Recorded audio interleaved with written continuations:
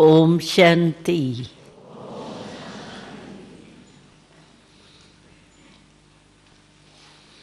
सभी बाबा के सिकीलदे और लाडले बच्चे हैं।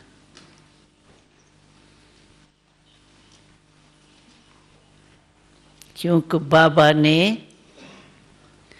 हम सबको बड़े प्यार से, जब ज्यादा प्यार होता है ना तो उसको कहते हैं सिकीलदे, बड़े सिक से बाबा ने 5000 वर्ष के बाद ढूंढा, तो बड़े सिक व प्रेम से बाबा ने हम सभी को अपना बनाया। और बाबा हर रोज हमको टाइटल देता है सिकीलदे के साथ लाडले। तो लाडला जो होता है ना, उसको माँ बाप बहुत दिल के प्यार से पालते हैं। तो हम सबको भी बाबा कितने दिल के प्यार से पालना दे रहे हैं। इसीलिए भक्ति मार्ग में भी गाते हैं, तुम माता पिता हम बालक तेरे। तो ब्रह्मा बाबा हमारी माँ भी है और बाप भी है। तो माता पिता के रूप में, दोनों रूप में हम ब्राह्मणों की ब्रह्मा बाबा पालना करते रहते। और पालना हमारी क्या है? वैसे तो आप कोई कहाँ रहते, कोई कहाँ विदेश में रहते हैं, फिर भी हम कहते हैं सभी हम परमात्मा के पालना में रहते हैं। तो वो पालना कैसे हमारी होती है? तो पालना होती है हमारी मनसा, बाबा की प्रेम की वृत्ति, प्रेम की दृष्टि और मुख की मुरली। मुरली जो है वो हमें सारे दिन की पालना का जो भी वेद है वो सब बता देती है। आपने देखा होगा, अनुभव किया होगा, कोई भी आपको समस्या आवे, मानो मुरली उसी डेट की आपके पास नहीं पहुंची है, डेट थोड़ी नीचे ऊपर हो भी जाती है, लेकिन आपके पास कोई समस्या आ गई, तो जैसे बच्चे होते हैं, कोई भी समस्या आती है तो क्या करते हैं? माँ के पास भागेंगे, माँ ये हो गया, हम क्या करें, ये हो कैसे होगा, क्या होगा। माँ के पास भाग करके और माँ के आगे जाके वर्णन करते हैं। तो हम बच्चे भी, कोई भी समस्या आती है तो हमको कौन याद आता है? बाप दादा दोनों ही याद आते हैं। तो हमने देखा है बाप दादा, या तो हम अपने दिल के प्यार से बाबा को मेरा बाबा कहा तो बाबा हाजिर हो जाता है। सेकंड भी नहीं लगाता है बाबा, इतना प्यार है बाबा का। जैसे कोई बहुत प्यारा होता है ना तो समझते हैं उससे एक सेकंड भी अलग नहीं हो सकते हैं। ऐसे बाबा अगर दिल से मेरा बाबा कहा तो बाबा हाजिर हो जाता है। और जो आपकी समस्या है, आप जो भी बोलो, बाबा ये हो गया, बाबा ये है, बाबा ये है, बाबा उसका उत्तर देगा। और उत्तर मिलता है। लेकिन कई भाई बहनें ऐसे कहते हैं, तो हम तो बाबा से रोयान करते हैं, हम तो करते हैं, लेकिन बाबा का जवाब नहीं मिलता है। बाबा सिर्फ मुस्कुराता रहता है, जवाब तो नहीं सुनाई देता है। क्यों नहीं जवाब सुनाई देता है? कोई को देता है और कोई को नहीं देता है। तो नहीं बाबा का जवाब आता है, उसका कारण क्या है? कारण क्या है कि हमारी बुद्धि जो है ना, बुद्धि बिल्कुल क्लीन और क्लियर है। कोई भी चीज़ अभी भी देखो, ये जो साइंस के साधन है, आप वहाँ बैठ कर के बाबा की मुरली सुनते हो, अगर लाइन क्लियर नहीं है तो 4 बजे तक 3 बजे तक बैठ के कहते हैं चलो योग कर लिया, लाइन क्लियर नहीं है, सुनने ही नहीं आया कुछ।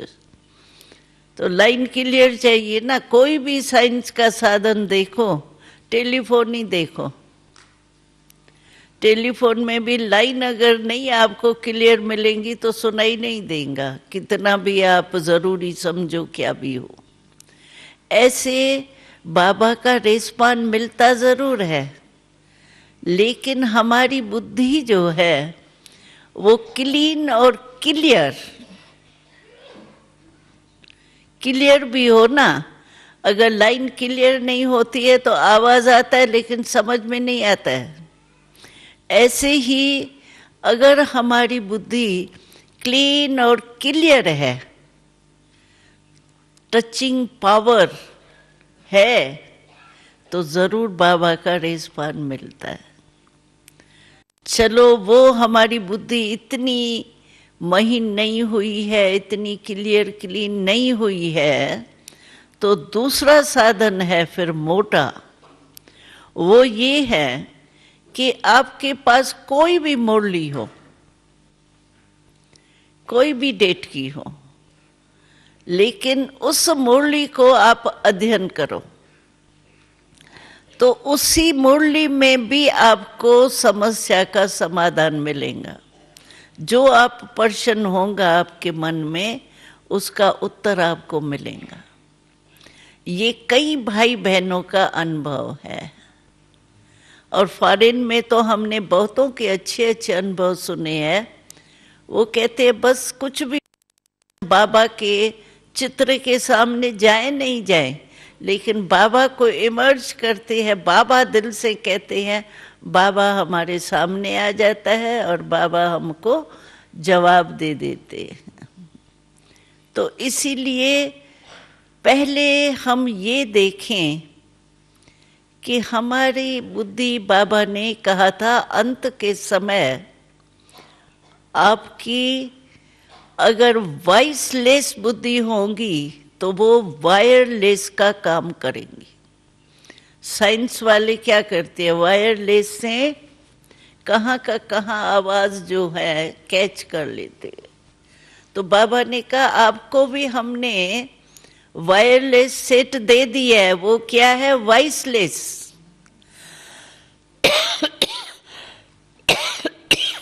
बिल्कुल ही वॉइसलेस हो। इस मुरली में बाबा ने हंसाया ना हम लोगों को, तो कई बच्चे कहते हैं ये 5 जो काम, क्रोध, लोभ, मोह, अहंकार, ये जो है ना महाभूत के रूप में तो चले गए। मानो क्रोध है तो बड़े रूप से क्रोध नहीं आता, लेकिन लोभ के रूप में आता है। क्यों? मानना चाहिए ना तुमको। क्यों? मेरी जो बात है वो ठीक है ना, क्यों नहीं मानते हो? क्यों? होना चाहिए ना, जो मैं सोचती हूँ, जो करती हूँ वो राइट है ना, रॉन्ग क्यों कहते हैं? ये कहाँ कहाँ उल्टा थोड़ा रोब के रूप से भी क्रोध आ जाता है। एक होता है स्वमान में स्थित होके डायरेक्शन देना, वो तो कोई भी मानेगा, क्योंकि स्वमान में स्थित होने का वाइब्रेशन जाता है। और दूसरा होता है रोब के अंश से ऑर्डर करना। किसको? मानना ही पड़ेगा तुमको, ये ठीक है, मैं जो कहती हूँ वही राइट है। तो ये रोब के रूप से ये क्रोध का बाल बच्चा है। तो बाबा ने कहा ना, तो महारूप जो है विकारों का, समझो कामना, ब्रह्मचर्य व्रत तो धारण कर लिया, लेकिन और भी तो कामनाएं हैं। काम माना सिर्फ ब्रह्मचर्य नहीं है, काम माना कामना। तो कामनाएं तो बहुत है।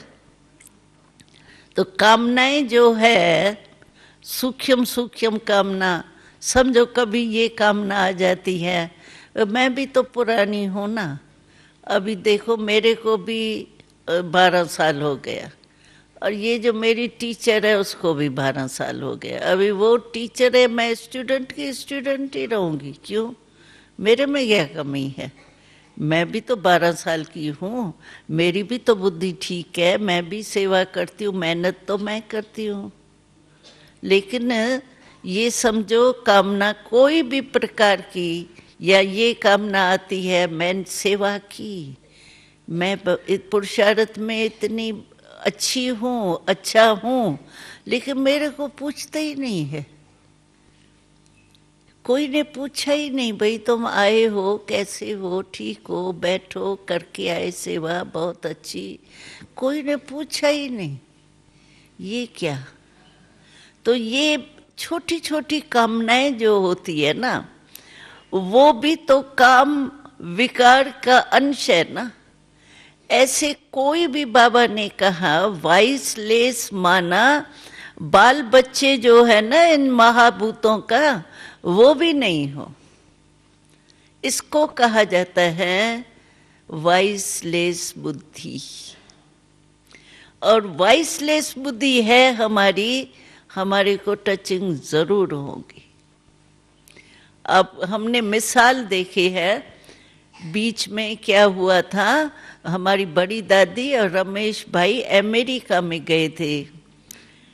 तो अमेरिका से लास्ट प्लेन उन्हों का उड़ा और वहां आग लग गई कहाँ। तो उन्होंने प्लेन में चढ़ते हुए आग देखी, आग लग रही है नीचे, लेकिन प्लेन तो उड़ गया ना, उसके बाद कोई प्लेन चला ही नहीं। तो देखो टचिंग ऐसे ही होंगी, जो कुछ भी होने वाला होगा ना, तो बाबा हमको ऐसी टचिंग देगा जो हम निकल आएंगे या ठिकाने पर कोई पहुंच जाएंगे, सेफ रहेंगे। ऐसे बहुत मिसाल है, यहाँ इंडिया के भी मिसाल है।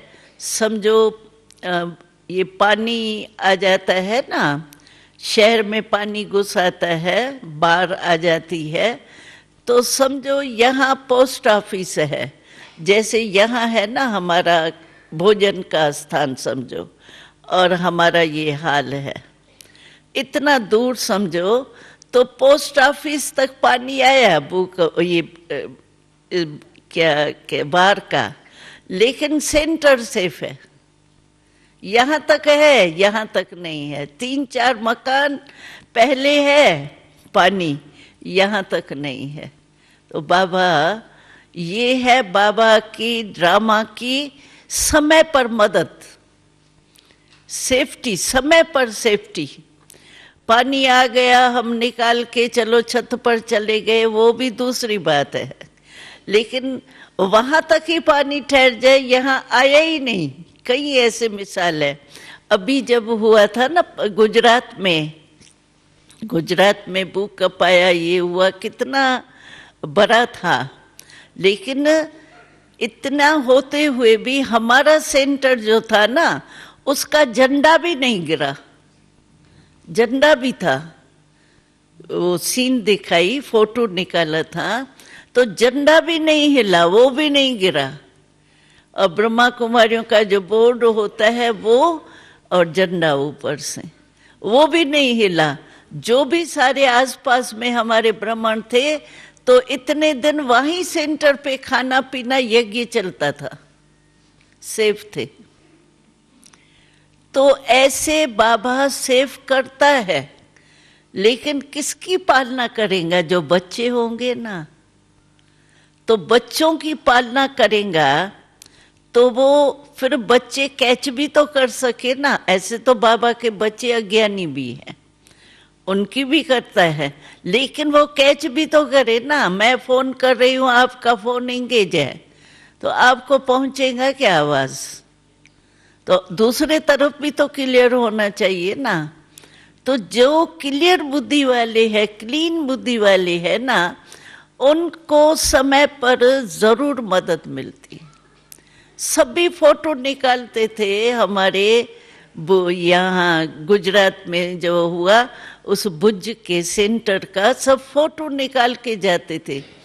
तो ये कैसे गिरा ही नहीं, झंडा ही नहीं गिरा। कमाल तो ये है। दूसरे सारी मंजिलों की मंजिल नीचे चली गई। कितना विनाश हुआ, कितने बच्चे बेचारे वो परेड निकालने के लिए निकले थे स्कूल से, सारे बच्चे के बच्चे परेड सहित नीचे मर गए। ऐसा था, लेकिन हमारा झंडा नहीं गिरा। तो ये क्या है? बाबा की कमाल है ना। सिर्फ हमको जो बाबा पालना दे रहा है ना हमको, मुरली या सूक्ष्म कनेक्शन।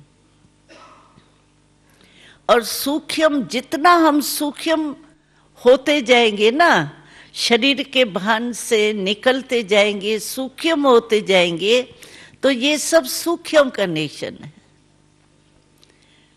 अगर हम सूक्ष्म स्थिति में नहीं रहते हैं, मोटी मोटी स्थिति में रहते हैं, तो सूक्ष्म कनेक्शन से हम सेफ रह ही नहीं सकते। फिर समय पर धोखा हमको मिल सकता है। इसीलिए बाबा कहते हैं कि बाबा की पालना है, बुद्धि बहुत क्लीन और क्लियर चाहिए, कुछ नहीं। और व्यर्थ है तो भी नहीं होगा। हम समझे मेरे पास तो कोई ऐसा बुरा संकल्प या वो तो नहीं आता है, और आना भी नहीं चाहिए। अभी तो बड़े हो गए हैं, वो नहीं आना चाहिए। लेकिन अगर हमारा कनेक्शन ठीक नहीं है और हमारी बुद्धि क्लीन नहीं है, तो भी नहीं होगा। तो पालना हम बाबा की ले रहे हैं। सूक्ष्म हमारा मन बुद्धि इतना क्लियर है, व्यर्थ का परछाई तो नहीं है। अगर ये परछाई है व्यर्थ की, तो इससे माया की छाया पड़ी हुई है। वो छाया जो है माया की ना, वो भी योग लगाने नहीं देंगे। हम कोशिश करेंगे, हम आत्मा बीज रूप है, बीज रूप है, बीज रूप है, बीज रूप में स्थिति नहीं, बिंदी जो है ना वो खिसक जाएंगी और बातें सामने आ जाएंगी। क्योंकि सूक्ष्म आत्मा बिंदी बने तभी बिंदु याद आवे। कई भाई बहने कहते हैं कि योग में बैठते तो, और योग के टाइम जो है ना फालतू बातें ज्यादा आती है, वैसे नहीं आती। योग में बैठने के टाइम और ही ज्यादा आती है, या बीती हुई बातें या फालतू बातें ऐसे आती है। या कई कहते हैं सेवा के ही प्लान चलने लग जाते हैं। बैठते योग में है, लेकिन सेवा के ही प्लान चलते रहते। लेकिन जिस समय जो काम करना है वो ही करना है ना। बाबा ने अमृत वेला दिया है अपने मिलन मनाने के लिए, शक्ति भरने के लिए। उस टाइम थोड़ी सेवा का प्लान बनाना है। तो कईयों को ये भी विघ्न आता है, लेकिन जैसा समय वो काम होना चाहिए ना। अभी मुझे प्यास लगी है और कोई हमको बढ़िया खाना आके देवे, मेरे को अच्छा लगेगा क्या? मैं कहूंगी नहीं, पहले पानी दियो। जिस समय जो हमको करना है वो करे ना।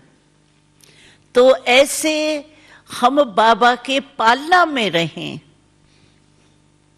उसके दो ही तरीके हैं, एक मुरली जिससे श्रीमद् सारे दिन की मिलती है, और दूसरी अपनी बुद्धि क्लीन और क्लियर हो, जो फौरन ही मेरा बाबा दिल से कहा बाबा हाजिर, बाबा कहेगा जी हजूर बोलो।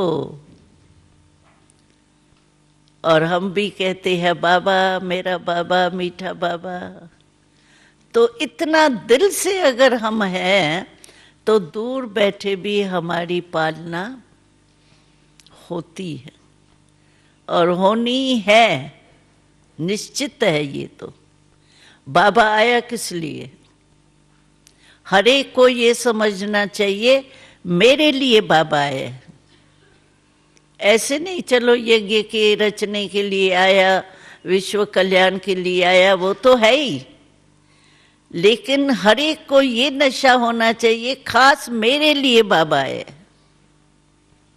मेरे से बात करता है। मुरली के टाइम भी ऐसे नहीं बाबा हाल में मुरली चल रही है, बाबा सबके आगे मुरली चला रहा है, नहीं, मेरे से बात कर रहा है बाबा, पर्सनल। इसीलिए देखो शास्त्रों में इतने भीड़ भाड़ में ज्ञान दिया, लेकिन सुना एक अर्जुन ने। अर्जुन, आश्चर्य लगता है ना, सारी सेना खड़ी है, इतना सब कुछ घमसान हो रहा है और भगवान गीता सुना रहा है, सिर्फ अर्जुन ही सुन रहा है और सारे के कान बंद थे क्या? लेकिन क्या है, ये इसी का है कारण कि बाबा कहते हैं भले मैं मुरली सभी के लिए चलाता हूं, लेकिन तुम समझो पर्सनल मेरे से बाबा बात कर रहा है। और किसी से पर्सनल बाबा बात करे तो कितने खुश होते हैं। देखो आप सभी कोशिश करते हैं ना, अव्यक्त बाबा आता है, कोशिश करते हैं हम एक सेकंड भी ऊपर चढ़ के दृष्टि ले लेवें। अब दृष्टि तो दे रहा है बाबा, उठ के भी देता है, पहले भी देता है, लेकिन पर्सनल आपको अनुभव अच्छा होता है ना। और बाबा अगर आपसे पर्सनल दो शब्द बोले, नाचने लगेंगे। इतनी मुरली चलाई, लेकिन फिर भी पर्सनल अगर दो शब्द भी आपको बाबा बोले तो आप कहेंगे आज तो बड़ा मजा आ गया, आज बड़ी खुशी हो गई। तो मुरली जो सुनते हैं ना हम, तो मुरली ऐसे नहीं मुरली चल रही है, ठीक है, हाँ बाबा ने परम धाम की बात की, फिर हाँ सूखे वतन भी घुमाया, बाबा ने ये भी किया, हाँ, सेवा का कहा। अरे मेरे से बात कर रहा है बाबा, इतना टाइम बाबा 1 घंटा देता है बात करने के लिए। तो पर्सनल अपना समझिए ना, मेरे लिए बाबा मुरली चला रहा है, मेरे को कह रहा है, तो बहुत मुरली में मजा आएगा। और ऐसे लगेगा जैसे पर्सनल में और कुछ सोचते हैं कि मैं किसी से भी पर्सनल बात करूं तो वो अटेंशन देगा ना। अगर पर्सनल मैं बात करूं और वो ऐसा ऐसा करे तो मैं बात करूंगी, कहूंगी तुम तो पता नहीं क्या है, चलो।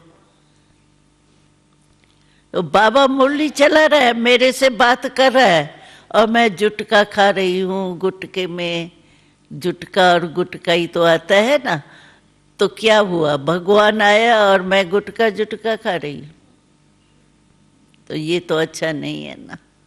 तो मुरली माना मेरे से पर्सनल बाबा बात कर, मेरे को चक्कर लगा रहा है, कभी परम धाम ले जाता है, कभी सूक्ष्मतम ले जाता है, कभी सृष्टि इस मृत्यु लोक का सैर कराता है, क्या क्या यहाँ हो रहा है, कभी अशरीरी बना देता है, कभी संगम युग के मौजों में ले आता है, कितना कुछ बाबा करता है एक मुरली में।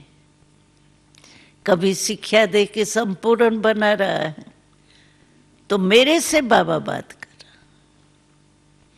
ऐसे मुरली सुनने से आपको कभी नींद की लहर नहीं आएंगी। आपसे कोई पर्सनल बात करे और आप नींद करो तो बोलेगा क्या, वो चला जाएगा ना।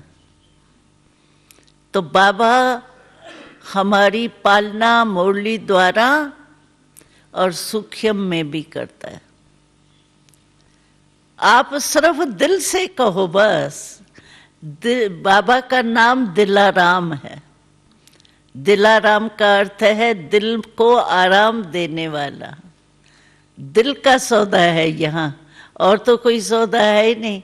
हमने दिल बाबा को दी, बाबा की दिल मैंने ले ली, बस।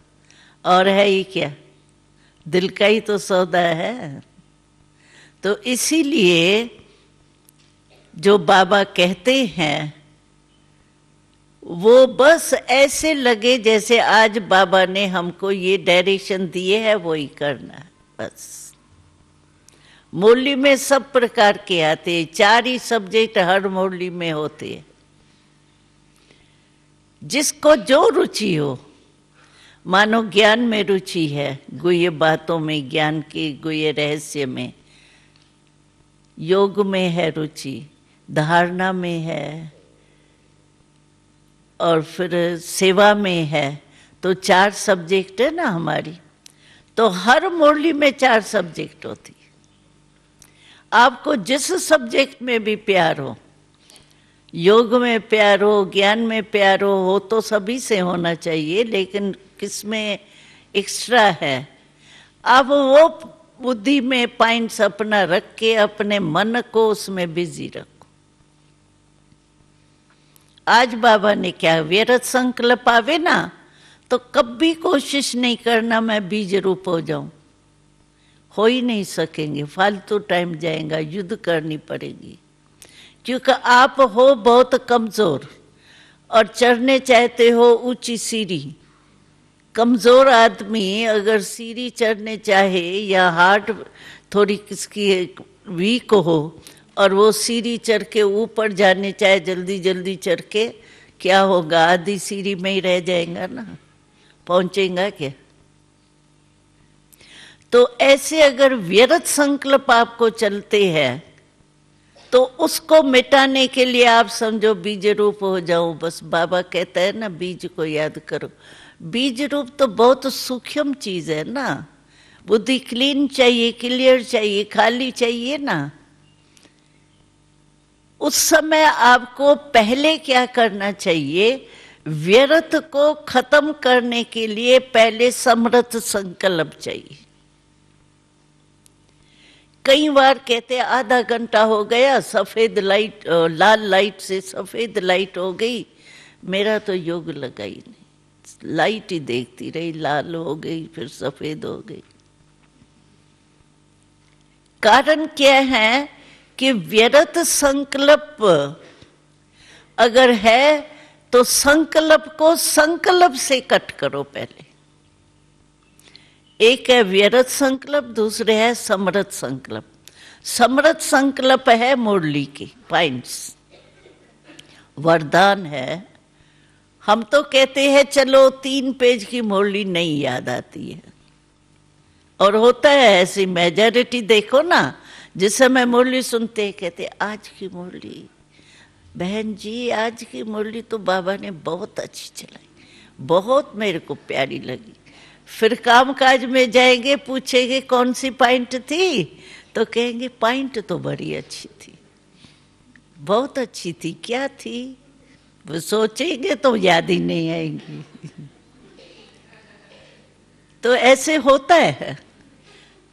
3 पेज की सारी मुरली याद नहीं भी हो तो कोई हर्जा नहीं, लेकिन आप वरदान तो छोटा होता है ना, वो तो याद पड़ सकता है ना। मैं कहती हूँ अच्छा वरदान भी याद नहीं आवे, चलो स्लोगन जो होता है वो आधी लाइन का होता है,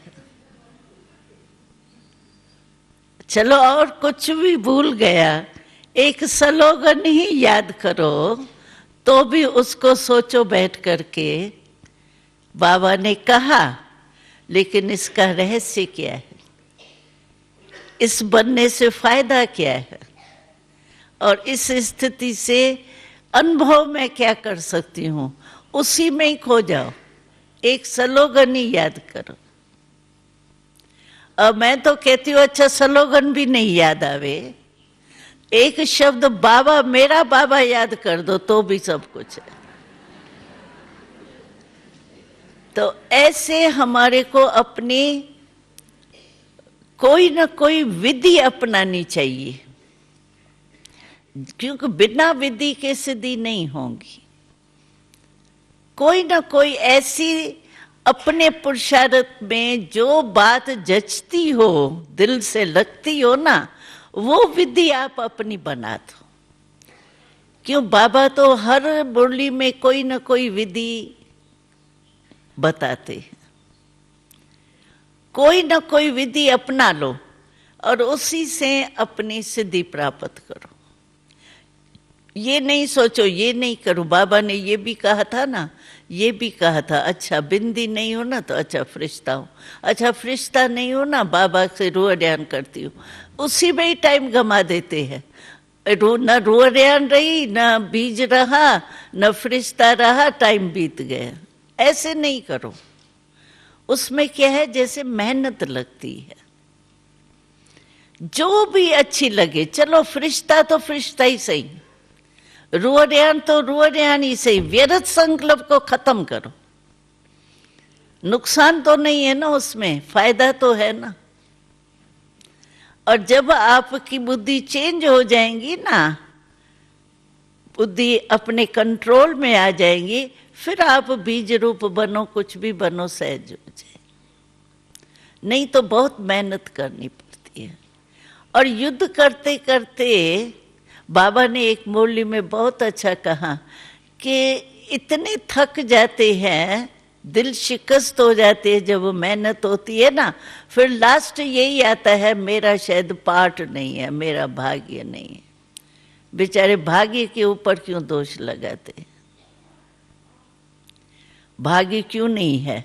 जब मैं बाबा के पास आ गई हूँ, पहुंच गई हूँ, तो भाग्य नहीं मेरे को भगवान के पास पहुंचाया है ना। ये मैं कैसे कहती हूँ कि मेरा भाग्य ही नहीं है, शायद मेरा पाठ नहीं है, मैं नहीं 108 में आ सकती हूँ। मैं देखती हूँ ना, मैं आ ही नहीं सकती हूँ। किसने ये लकीर आपकी खींच लिया, आप नहीं आ सकते हो? ये तो चीयर्स गेम है, लास्ट में जाके विजयी बनते हैं। पहले चलते हुए पता नहीं पड़ता है विजयी कौन है, लास्ट। इसीलिए अपने तकदीर को लकीर नहीं लगाओ, मेरा पाठ नहीं है, मेरा शायद ये है, मैं तो कर ही नहीं सकती हूँ, बड़ी मुश्किल लगता है, बहुत मेहनत है, बुद्धि लगती नहीं है। ऐसे व्यर्थ सोचो नहीं, दिल शिकस्त के संकल्प। बाबा ने मुझे चुन करके अपने पास पहुंचाया है, पहुंच तो गई हो ना, तभी तो वहां से इतनी टिकट खर्च करके आए हो ना। तो बाबा ने अपने घर में तो पहुंचा दिया ना, तो ये बाबा की कृपा नहीं है आपके ऊपर? कहीं कहते बाबा की कृपा, आशीर्वाद मिल जाएंगी, वरदान मिल जाएगा ना तो हो जाएगा। वरदान तो मिला तभी तो आई हो, आए हो, मधुबन में पहुंचे हो, किसने पहुंचाया है? ये आपके वरदान नहीं तो बाबा के पहुंचाया है। ये तो भाग्य है, शायद भाग्य नहीं है, नहीं है मेरा भाग्य, तभी भगवान ने मेरे को पसंद किया है। देखो ना, जो भी आए हैं भगवान ने पसंद कर दिया ना आपको। और आपके मोहल्ले में इतने है, उसको क्यों नहीं पसंद किया? बुश को क्यों नहीं किया? वो बेचारा विनाश का ही सोच रहा है। उसको क्यों नहीं अपनाया? क्योंकि उसको साइंस का है, आपको साइलेंस का है। इसीलिए आप कभी दिल शिकस्त नहीं होना, अपनी विशेषता समझो। अरे कुछ भी नहीं है मेरे में, समझो कोई गुण नहीं है, कोई ताकत नहीं है, चलो आप में ये तो विशेषता है, भगवान को पहचानने की आंख तो है कि नहीं है? है? कई भाई बहनें कहते हैं हमारे में, बाबा तो कहते हैं विशेष आत्मा, लेकिन मैं हूं नहीं, मेरे को अपनी विशेषता ही नहीं समझ में आती। कौन सी विशेषता मेरे में है? नहीं। अरे इतनी बड़ी विशेषता है आप में, जो भगवान को पहचान लिया, और क्या विशेषता चाहिए आपको? और भगवान ने आपको पसंद कर लिया। भगवान की पसंद कम होती है क्या? चलो हम कैसे भी है, लेकिन भगवान तो रांग नहीं है ना, उसने तो मेरे को पसंद किया तभी तो यहां पहुंचा है। जिसको भगवान ने पसंद कर दिया वो विश्व के पसंद हो गया। इसीलिए मैं विशेष आत्मा हूं। बाकी कमी पेशी आती है, ये पिछला हिसाब भी कोई होता है, वो चुक तो हो जाएगा। हम मम्मा की बात सुनाते हैं आपको। मम्मा की तबीयत खराब थी ना थोड़ी, लेकिन मम्मा का चेहरा कभी वो उदास नहीं लगता था। एक बार की मैं बात सुनाती हूँ। मम्मा बॉम्बे में थी, तो मम्मा के साथ मम्मा की ब्रह्मणी भी थी ना, जो संभाल के लिए होती है। तो रमेश भाई के घर में मम्मा थी। तो डॉक्टर को चेकिंग के लिए आना था, तो एक ही खटिया पर मम्मा भी बैठी थी तैयार होके, और ब्रह्मणी भी बैठी थी दूसरे कोने में। तो डॉक्टर आया तो पहले जो ब्रह्मणी थी ना मम्मा की, उसको पूछा कैसे है तुम्हारी तबीयत। तो कहा मैं पेशेंट नहीं हूँ, ये तो मम्मा इसको देखना है, मैं नहीं हूँ पेशेंट। कहा पेशेंट तो ये लग रही है। मम्मा की जो शक्ल थी ना वो ऐसी थी, लाल लाल। तो उसने कहा ये पेशेंट है, ये तो पेशेंट लगता ही नहीं है। और मम्मा को हम लोग कहते थे, क्योंकि मम्मा को तकलीफ तो थी, लेकिन मम्मा से कई भाई बहनें क्वेश्चन करते थे, मम्मा आपको पता भी है, और जिस समय तकलीफ होती है ऐसे थोड़ी एक तकलीफ फील नहीं करती है, लेकिन सहन शक्ति मम्मा की थी। होता तो था ना तकलीफ। तो मम्मा कहती थी, मम्मा आप तो लगते ही नहीं है, जैसे मिलते हैं करते हैं उस समय समझ में नहीं आता है आपको कोई तकलीफ है।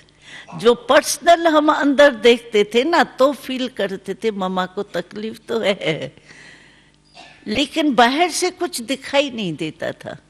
मम्मा आप इतने तकलीफ होते हुए कैसे खुश रहती हो? तो मम्मा कहती थी, बहुत अच्छी बात मम्मा सुनाती थी, तो देखो जो पिछला किया हुआ हिसाब किताब है ना, वो चुकतू तो करना ही है, चाहे योग से, चाहे थोड़ा हिसाब चुकतू करने से, सूली से कांटा। लेकिन मुझे धर्मराजपुरी में नहीं जाना है। कोई भी हिसाब किताब मेरा रह जाएगा तो धर्मराजपुरी में, जैसे कस्टम में फंस जाते हैं ना, धर्मराजपुरी भी ऐसी है। अगर थोड़ा भी कलयुगी संस्कार होंगे ना, वो कोई चीज फालतू ले आते हैं तो फंस जाते हैं ना कस्टम में। ऐसे वहां धर्मराजपुरी की भी जो सजाएं है वो ऐसे ही फील होती है। वो तो दूसरी टॉपिक है धर्मराजपुरी की। लेकिन मम्मा कहती थी कि मुझे यहाँ ही अपना हिसाब किताब, और अभी देखो मुझे यही खुशी होती है, तो मैं बाबा के याद के गोदी में बैठ के चुकतू कर रही हूं। धर्मराजपुरी में तो नहीं हूं ना। बाबा के गोदी में बैठ के बाबा की वो शुभ भावनाएं मिलती है, सबकी दुआएं मिलती है, तो मुझे ये खुशी होने के कारण मुझे ये दर्द की फीलिंग नहीं होती। तो मम्मा ये जवाब देती थी। तो हमको भी कोई हिसाब किताब, किसको मन का हिसाब होता है, किसको व्यक्ति से हिसाब होता है, किसको शरीर का हिसाब होता है, भिन्न भिन्न प्रकार के हिसाब होते हैं। लेकिन जो भी हिसाब है, और मम्मा कहती थी मैं समझती हूं मेरे ऊपर समझो एक 10 किलो का वजन है, उससे अगर 2 किलो भी कम हो गया तो खुशी होगी या गमी होगी? 2 किलो कम हुआ तो बोझ हल्का हुआ ना। तो मम्मा कहती थी मैं समझती हूँ ये सूली से कांटा होके बोझ उतरा, इसीलिए मुझे दुख नहीं होता इसका, मैं खुशी रहती हूँ। तो देखो कितनी मम्मा की स्पिरिट थी। और लास्ट डे मम्मा दिन में शरीर छोड़ रही है, छोड़ा, लेकिन उससे 1 घंटा पहले, शरीर छोड़ने से 1 घंटा पहले मम्मा ने लास्ट डे यहाँ नीचे पांडव भवन में आपने देखा होगा अंगूर के चुगे, अंगूर देखिए ना नीचे पांडव भवन में, और नीचे नहीं ऊपर ऊपर पांडव भवन में वो अंगूर है ना, तो अंगूर निकलती थी ना, तो बाबा सभी को 2-2 पीस अंगूर के सेंटरों में भी बेचते थे, यहाँ भी खिलाते थे। बाबा के घर की अंगूर थी ना। तो लास्ट डे मम्मा ने अपने हाथ से 2-2 अंगूर सभी बच्चों को बुला के बांटी थी, सब जितने भी थे। और बच्चे तो छोड़ो, लेकिन जो नौकर भी थे ना यहाँ काम करने वाले, उन्हों को भी बांटा था। और 1 घंटे के बाद शरीर छोड़ा है। देखो कैसी स्थिति थी। तो तकलीफ तो होगी ना, लेकिन मम्मा 3 घंटे लग गए थे मम्मा को बांटने में। तो ये क्या है? ये हिसाब किताब चुकतू हुआ ना, और दुआएं कितनी मिली। तो ऐसी कोई भी हिसाब किताब हो, मन का भी हो, क्योंकि मन के कईयों को मन का ही होता है, अपने मन का, और कोई नहीं निमित्त बनता है हिसाब किताब के लिए। अपना मन ही कभी देखो तो गिरता है, कभी चढ़ता है, कभी उल्टा कभी सुलटा, ये मन की बीमारी। और कोई कोई व्यक्ति कोई होता है, कोई व्यक्ति से ऐसा हिसाब किताब करा होता है जो चुकतू ही नहीं होता है, कहते पता नहीं क्या मेरा इससे हिसाब किताब है। कोई एक का एक होता है थोड़ा हिसाब लेने वाला, और कोई का प्रकृति का होता है, कोई का मौसम से ही कनेक्शन होता है। मौसम खराब हुई गया, मौसम अच्छी हुई जैसे गिर गया फूल, मौसम थोड़ी नीचे ऊपर हुई इफेक्ट आ गया गया। तो भिन्न भिन्न हिसाब किताब होते हैं, लेकिन हिसाब किताब चुकतू करो खुशी खुशी से, समझो बोझ उतरा। ऐसे नहीं मेरा शायद हिसाब है, क्या है, करा हिसाब है, चुकतू होता ही नहीं है। दिल शिकस्त कभी नहीं बन, दिल खुश। अरे बाबा मेरे साथ है, मैं कैसी भी हूं, लेकिन बाबा ने मेरा हाथ पकड़ा है ना। गीत गाते हैं ना, हाथ में हाथ दिया है ना बाबा ने, तो हाथ से पकड़ लेगा ना। डूबता भी है कोई, अगर हाथ पक्का होता है दूसरे का, बच जाता है ना। गिरता भी कोई है तो कोई संभालने वाला होता है तो संभल जाता है ना। तो बाबा तो हमारे साथ कंबाइंड है ना, कि नहीं है? कंबाइंड बाबा है पक्का, रशा वालों से भी है, कंबाइंड है। अच्छा पक्का कि कभी थोड़ा साथ ऐसा हो जाता है फेस, हाँ? कभी कभी होता है ना किससे थोड़ा अनबनत, तो एक का फेस ऐसा होगा तो दूसरे का ऐसा होगा, ऐसा तो नहीं नहीं। हाँ कंबाइंड है ना, हम बाबा के कंबाइंड है। अच्छा मैं कितनी भी कमजोर हूं, बाबा तो सर्वशक्तिवान है। मेरा कंबाइंड रूप संग का रंग कहा जाता है, कोई भी संग का रंग लगता है, और मेरे साथ सर्वशक्तिवान कंबाइंड है, उसके संग का रंग लगता ही नहीं है। क्यों? उसके संग का रंग तो है ना। इसीलिए हमको दिल शिकस्त कब नहीं होना है, कि थोड़ा थोड़ा होना है, हाँ? नहीं होना है। दिल शिकस्त हो जाओ तो कहो मैं मास्टर सर्वशक्तिवान हूँ, बाबा मेरे कंबाइंड है। और बाबा ने एक मुरली में कहा, जब थक जाओ ना मेहनत करते करते, पुरुषार्थ करते करते, तो क्या करो, माँ के गोदी में सो जाओ। कभी थक जाते हैं तो जाके बिस्तर पे सो जाते हैं ना, तो बाबा ने कहा माता पिता है ना तुम्हारा, बाबा शिव बाबा जो है, माँ भी तो है ना, जब थक जाओ ना तो माँ के गोदी में सो जाओ, बस आराम से सो जाओ, थकावट उतर जाए। सब साधन तो बाबा ने दे दिए हैं, सिर्फ उसको समय पर यूज में आ। होता क्या है, समय पर नहीं आता है, पीछे आता है। हमको याद है ब्रह्मा बाबा था ना, तो हम लोगों को कहाँ भी भाषण करने के प्रोग्राम वगैरह मिलते थे ना, तो बाबा को कहते थे बाबा आज ऐसा प्रोग्राम है, इस टॉपिक पर हमारे को भाषण करना है। तो बाबा तो ज्ञान का सागर है ना, तो बाबा फौरन ही वो पॉइंट्स देना शुरू कर देता था। बच्ची जा रही हो ना, ये बोलना, ये बोलना, ये बोलना, पॉइंट्स बाबा देने शुरू कर देता है। फिर बाबा कहता था अभी मैंने सुनाई ना तुमको, अभी जब भाषण करके आओ ना फिर मैं पूछूंगा कि ये सब पॉइंट्स सुनाई या याद भूल गई। तो हम जब भाषण करने जाते थे ना तो कोई कोई पॉइंट भूल भी जाती थी, फिर याद आती थी अरे बाबा ने तो कहा था ये बात कहना, हम तो भूल गई। अभी बाबा के सामने जाएंगे, झूठ तो बोलेंगे नहीं, तो बाबा के सामने आते थे तो अंदर तो यही था बाबा पूछेंगे जरूर। तो बाबा सचमुच पूछता था, बच्ची सभी पॉइंट्स याद रही, सभी पॉइंट्स बोली? बाबा बोली तो सही, एक पॉइंट भूल गई। वह क्यों भूल? समय पर याद आनी चाहिए ना। अच्छा पीछे याद आई उससे फायदा?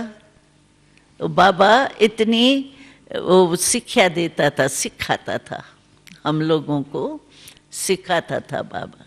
तो समय पर याद आवे नहीं और पीछे याद आई तो उसका फायदा क्या, समय तो बीत गया ना। तो शक्तियां भी ऐसे ही हैं, जिस समय सहन शक्ति चाहिए उस समय नहीं याद आएंगी, जब पूरा हो जाएगा ना फिर कहेंगे अगर ऐसे नहीं करते थे ना, ये 10 शब्द नहीं बोलते थे, 2 शब्द बोल देते थे ना, कितना अच्छा होता। लेकिन 10 तो बोल दिया ना, वो तो हो गया। तो इसीलिए समय पर शक्ति याद आवे, यूज होवे। सामना करना है, उस समय भय आ गया, संकोच आ गया, पीछे कहती तो सामने करने की शक्ति मेरे में थी तो सही, यूज क्यों नहीं की? अपने आप से ही बोलते रहेंगे। ऐसा नहीं, समय पर आना चाहिए। शक्तियां तो सभी धारण कर रहे हैं, लेकिन नंबर क्यों बनते हैं? 108 फिर 16,000, एक नंबर और 16,000 का लास्ट नंबर कितना फर्क होगा? फर्क क्या हुआ? एक ही टीचर, एक ही मुरली, 67 साल वाले भी वही मुरली सुन रहे हैं, पढ़ रहे हैं, और 1 मास वाला भी वही मुरली पढ़ता है। पढ़ाने वाला एक, पढ़ाई एक, फिर भी इतने नंबर क्यों? कारण ज्ञान सब में है, सब सुनते हैं, शक्तियां बाबा ने सबको दी है, लेकिन समय पर यूज करने की विधि चाहिए। वो पास हो जाता है, जैसे इम्तिहान के टाइम पढ़ाई तो सब पढ़ते हैं, लेकिन क्वेश्चन जब पेपर होता है उस समय क्वेश्चन का उत्तर नहीं आया तो क्या हुआ? पढ़ के क्या किया? ऐसे समय पर शक्तियां यूज होना चाहिए, वो चेक करो। अच्छा ये बात आई हमारे सामने, तो सचमुच समय पर जो बाबा कहता है जिस विधि से जिस समय वो काम में आया, अगर वो नहीं है तो क्या करें? उसके लिए मनन करो, मनन करो। ये शक्ति क्या है, किस समय यूज करनी है, कैसे यूज करनी है, उसको मनन करके अंदर जैसे रिपीट करते हैं ना, तो बात याद आ जाती है। ऐसे मनन करने से फिर वो समय पर इमर्ज हो जाएगी। तो ऐसा पुरुषार्थ हम सबको कर रहे हैं, करना है। बाकी आज की टॉपिक थी शायद स्वराज की, हम तो दूसरी बातें कर रहे थे, लेकिन स्वराज तो बहुत सहज है।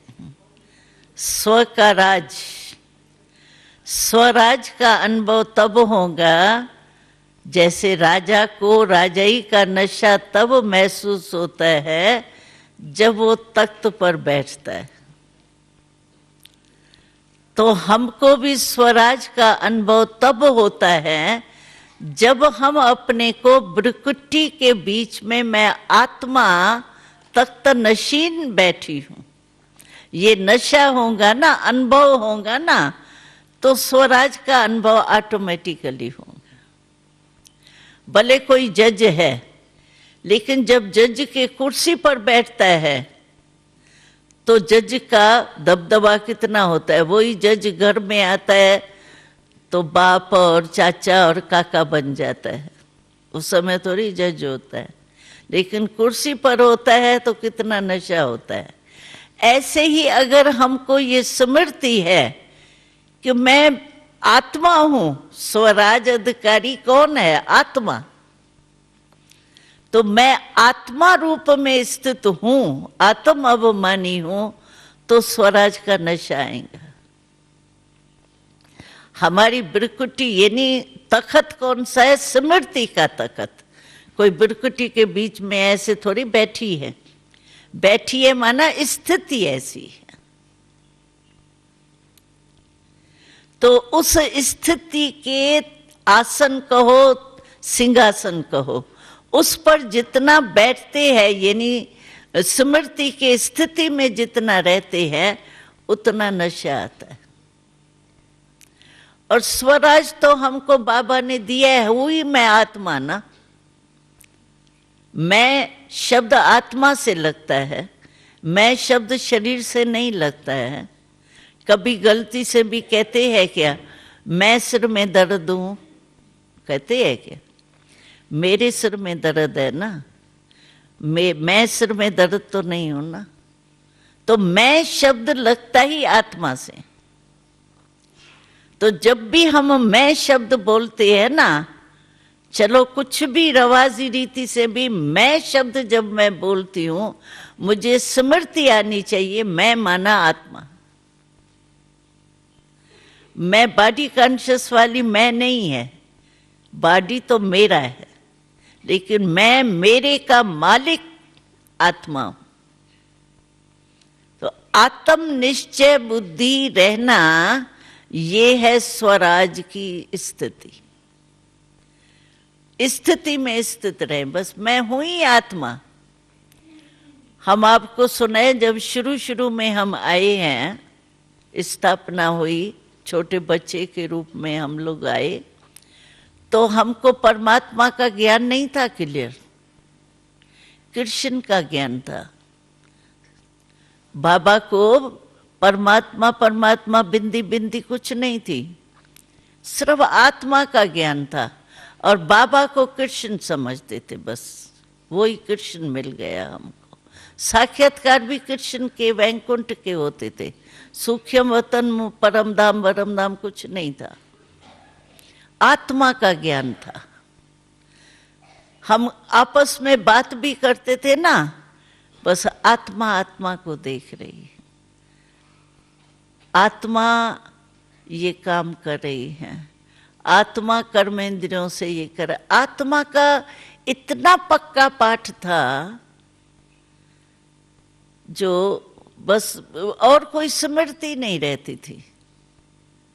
हाथ पांव चलाते थे, लेकिन आत्मा मालिक इस कर्म इंद्रियों, जैसे दफ्तर में, इंडस्ट्री में मालिक होता है, वो कर्मचारियों से अपना काम कराता है, कराता तो है ना, लेकिन भूल जाता है क्या काम कराते कि मैं डायरेक्टर नहीं हूं, मालिक नहीं हूं।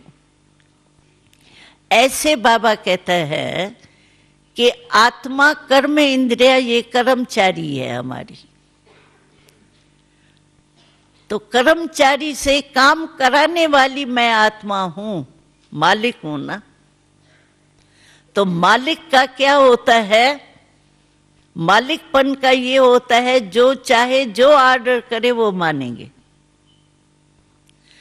तो अगर अपने को आत्मा मालिक स्वराज अधिकारी समझेंगे तो आपकी कोई भी कर्म इंद्री यानी कर्मचारी जो है, काम करने वाले कर्मचारी, वो कभी भी धोखा नहीं देंगे।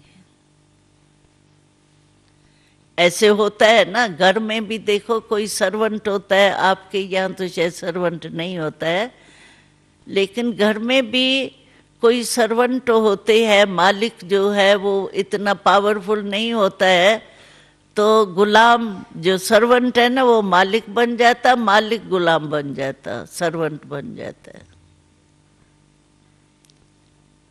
ऐसे ही ये कर्म इंद्रियां जो है, आत्मा हम स्वराज अधिकारी है, लेकिन ये कर्म इंद्रियां धोखा दे देती है। बॉडी कॉन्शियस हो जाती है, माना कर्म इंद्रियों ने धोखा दिया। तो आत्मा अपने स्थिति के सीट पर सेट रहे तो अब सेट नहीं होंगे। बाबा ने कहा ना, सीट पर सेट नहीं होते हैं ना तो अब सेट होते। अभी देखो यहां आप बैठे हो, अगर आपको 1 घंटा भी बैठने की सीट ठीक नहीं हो, अब सेट होते रहो, कुछ नीचे ऊपर तंग हो, ये हो, तो आपको आराम आएगा क्या? सुन भी नहीं सकेंगी, वही सोच चलता रहेगा, मेरे को तो दर्द हो रहा है, मेरे को तो ये हो रहा है। तो अब सेट वाला नहीं ठीक हो सकता, सीट पर सेट होना पड़ेगा। सीट है, हम मालिक है, मैं आत्मा मालिक हूं, ये कर्मचारी, ये स्थिति की सीट पर सेट रहो। अब सेट होंगे ही नहीं, क्यों अब सेट होंगे? तो आत्मा अभिमानी का फाउंडेशन बहुत पक्का चाहिए। बात करते करते भी स्मृति आनी चाहिए, ये आत्मा आत्मा से करे। किसी को मनसा सेवा करते हैं तो मनसा सेवा भी कैसे, आत्मा आत्मा को दे रही है ना, आत्मा को ही तो आप पावर देते हो ना, शरीर को थोड़ी देते हो, तो डॉक्टर देते हैं। हमारा तो आत्मा से काम है ना। तो आत्म अभिमानी नहीं होंगे ना तो मनसा सेवा भी हमारी सफल नहीं होगी, क्योंकि आत्मा आत्मा को दे रही है। हम ही आत्मा नहीं है तो आत्मा को पहुंचेगा कैसे? इसलिए मनसा सेवा भी आत्म अभिमानी स्वराज अधिकारी के स्थिति में स्थित होंगे तब हो, नहीं तो मनसा सेवा का फल नहीं मिलेगा। कई बार कहते हैं ना, मनसा सेवा मैं करती तो हूं लेकिन वायुमंडल बदलता नहीं है। क्यों नहीं बदलता है? क्योंकि आप आत्म अभिमानी सीट पर सेट होकर के किया कि और संकल्प किए। आत्मा आत्मा को देती है, चलते फिरते ये चेक करो, मैं स्वराज अधिकारी होके कर्म इंद्रियों से कर्म करा रही हूं। काम करते भी हो सकता है ये। अगर डायरेक्टर डायरेक्शन देता है तो डायरेक्शन देते हुए भूल जाता है कि मैं डायरेक्टर हूं, याद रहता है ना। तो मैं स्वराज अधिकारी हूं, ये काम काज करते भी हो सकता है। ऐसे नहीं है काम करते मैं कैसे सोल कॉन्शियस रहूं। अरे सोल ही तो काम करा रही है, आत्मा ही तो कर्म इंद्रियों से करा रही है ना। तो निरंतर योगी भी इससे हो सकते हो, आत्म अभिमानी बनने से। और आत्मा का नेचुरल योग हो सकता है, क्योंकि आत्मा को और कोई भी संबंध है ही नहीं।